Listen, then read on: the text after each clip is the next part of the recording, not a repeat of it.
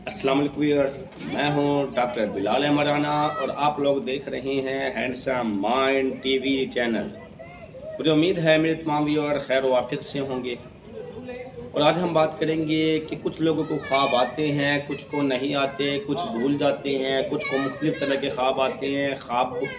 क्यों आते हैं, ख्वाब आने चाहिए या कि नहीं आने चाहिए, ख्वाबों की हकीकतें क्या हैं, कितने तरह के ख्वाब होते हैं, और फिर ख्वाब में इशारे क्या हैं, किस दिन का ख्वाब सही होता है, किस दिन का ख्वाब सही नहीं होता, किस वक्त का ख्वाब सही होता है, किस वक्त का ख्वाब सही नहीं होता। तो इस हवाले से हमारी आज की वीडियो होगी। एक तो ये कि इस हवाले से कुछ यूरोपियन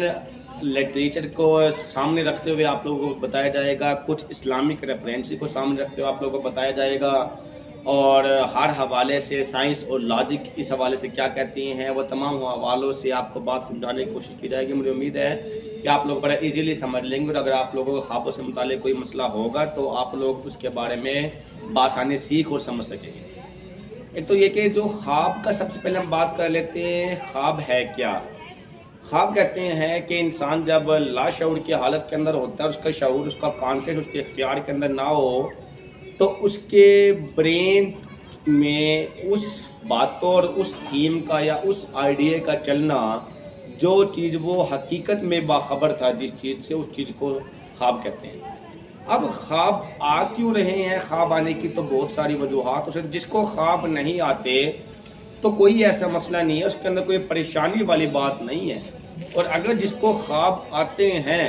तो वो ख्वाब होते हैं बेसिकली तीन तरह के। एक वो जो शैतानी वसवसे होते हैं, दूसरे वो जो कि अल्लाह पाक की तरफ से इशारात होते हैं, तीसरे वो जो कि दिन की बहुत सारी सोची गई बातों को वो जब इंसान दिन में शऊर में होता है तो वो उसको डिस्टर्ब नहीं करती। जब सो जाता है तो ओवर थिंकिंग की वजह से रात को उसके माइंड के अंदर वो ख्यालात चलना शुरू हो जाते हैं सोते हुए। अब अगर तो शैतानी वसवसे वाले ख्वाब है, उसके अंदर बंदे को जिन जिन्नात, डरावनी शक्लें, इस तरह की चीज़ें ज़्यादा दिखती हैं। इसके लिए जो शरई तरीका है, ये जो मैं ख्वाबों की तीन किस्में बता रहा हूँ, ये इस्लामिक रेफरेंसेस के मुताबिक बता रहा हूँ। अब अगर इस तरह के ख्वाब हैं कि जिन जिन्नात, डरावनी शक्लें, कोई नुकसान, कोई इस तरह की चीज़ आ गई, तो फिर उस सूरत हाल के अंदर बंदे को लेफ़्ट साइड पे अपने करवट लेके थोड़ा सा उसको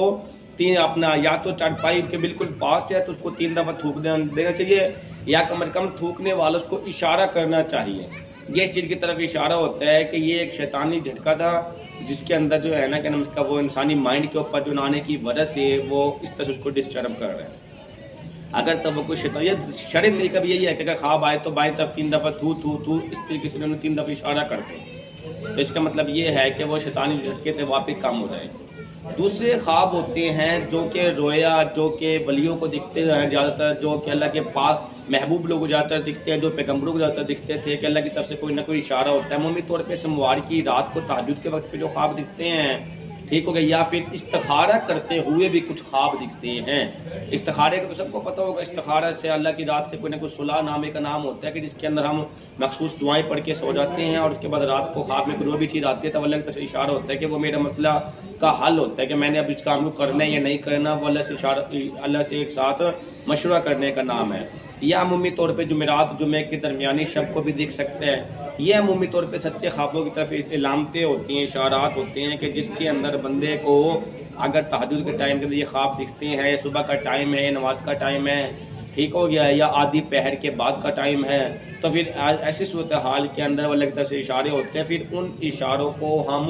अपना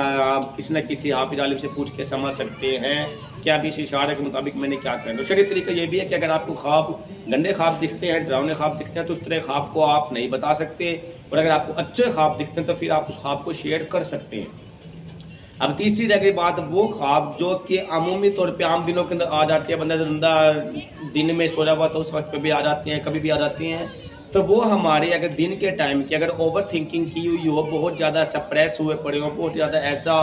हमारा मेंटली वर्क था, कैशियर वाला काम हो गया, बैंकिंग वाला काम हो गया, पुलिस वाले स्ट्रेस हो गया, बेल्ट फोर्स वाला स्ट्रेस हो गया, या मिसाल के तौर पर कोई और इस तरह के स्ट्रेसेज हो गए, तो उसकी वजह से हम دن میں کیونکہ کانشیس کنڈیشن میں ہوتے ہیں تو اس وقت پہ تو کنٹرول کر جاتی ہیں، جب سوتے ہیں انکانشیس ہوتے ہیں تو پھر وہ باتیں چلنا شروع ہو جاتی ہیں۔ وہ باتیں عمومی طور پہ دن کی باتوں سے متعلقہ ہوتی ہیں، اور اس باتوں کے اندر ہم عمومی طور پہ اپنے پیسے کا یا تو حساب کتاب کر رہے ہوتے ہیں، یا پھر ہم اپنے کسی نہ کسی اور ایسے حساب کتاب کر رہے ہوتے ہیں، کسی بندے کو کہہ رہے ہوتے ہیں بھائی اتنا پیسہ لے لے، اتنا پیسہ دے دے، یا روزمرہ کی باتوں سے متعلقہ خواب ہوتے ہیں، تو وہ والے ہو سکتے ہیں۔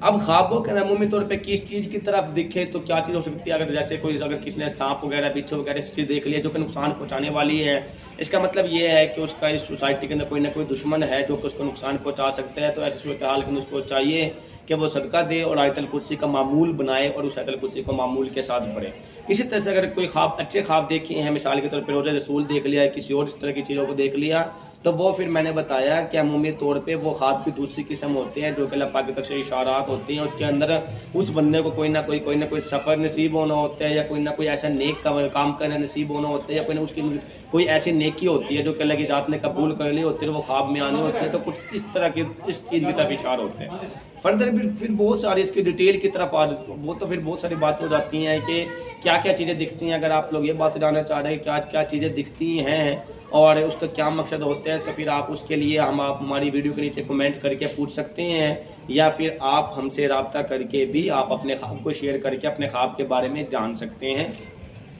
اچھا، تیسری جو میں نے بتایا جو کہ سائیکولوجیکل امپیکٹ ہوتا ہے، سائیکولوجیکل امپیکٹ یہ ہے کہ اوور تھنکنگ۔ اب میں نے پچھلی ویڈیو کے اندر بات کی تھی کہ ہماری جو سوچ کی لہریں ہیں وہ کسی کو بیمار کر سکتی ہیں، کسی کو تندرست کر سکتی ہیں، کسی کو چلا سکتی ہیں، کسی بھی اپنی محبوبہ کو اپنی طرف کھینچ سکتی ہے، بلا سکتی ہیں، اور کسی کو اٹریکٹ کر سکتی ہیں، کسی کو بگاڑ سکتی ہیں، کسی کو مطلب کچھ ہر ایوری حوالے تھنک از ایوری تھنگ ایسے کہہ لیں کہ سوچ ہر چیز ہے، وہ کچھ اس کی پاور لامحدود ہے کہ وہ کچھ بھی کرا سکتی ہے۔ تو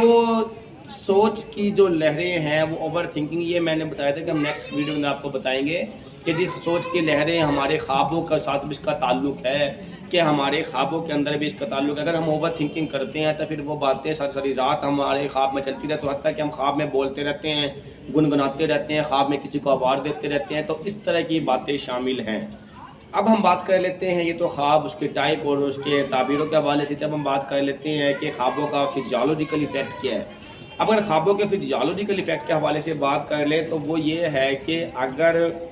انسان کے ہارٹ پہ، دل پہ کسی بھی طرح کا اگر پریشر ہو تو اس کی وجہ سے بھی اس کو ڈراونے خواب دکھتے ہیں۔ مثلا اگر کسی بندے کو ڈراونا خواب دکھے تو وہ نوٹ کرنا کہ یا تو اس کا ہاتھ اس کے دل پر ہوگا، یا وہ اوندے منہ سویا ہوا ہوگا، یا اس نے لیفٹ سائڈ پہ کروٹ لی ہوگی، یا اس کا چھاتی پہ ہاتھ پڑا ہوگا، یا کسی اور بندے کا ہاتھ اس کی چھاتی پہ پڑا ہوگا۔ اس طرح سے کوئی نہ کوئی ریجن ایسی ہوگی کہ اس کے دل کے اوپر کوئی ایسا